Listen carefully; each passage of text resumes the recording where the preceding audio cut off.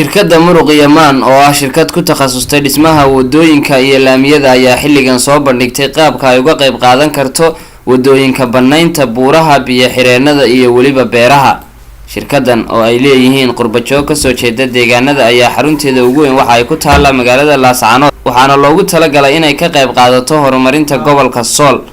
gudoomiyaha shirkadda Muruq Yaman Salabaan Maxamuud Maxamed ayaa ka hadlay khibradda ay u leeyihiin dhisidda wadooyinka isagoona ku dheeraaday waxqabadka shirkadda isla markaasna sheegay inay haystaan dhammaan agabkii ay ku hawlgali lahaayeen. soo laga hayo shaqadaas oo ah laami laga samaynayo magaalada Laascaanood dhexdeeda oo laga qaadayo cusbitaalka lana geynayo waqdari waxaan u goynaa laamiga jaygii la dhigi lahaa ka hor intaan la saarin sibirka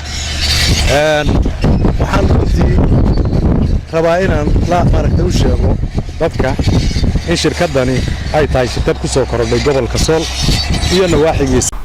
sidoo kale shirkadda Muruq Yaman ayaa ah shirkaddii ugu horeysay ee qalab dhameystiran keensata magaalada Laascaanood iyadoona lagu wada dhawaan in ay ka bilowdo wadooyin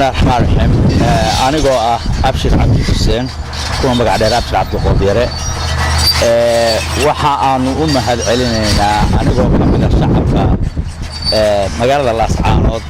shirkadda Muruq Yaman Construction and Commercial Company oo sida aad u jeedaan wax weyn oo la taaban karo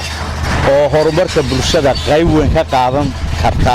kana qaadan doonto ku soo kordhiyay. Samir Saciid Bile, telefishinka caalamiga Royal TV, Laascaanood.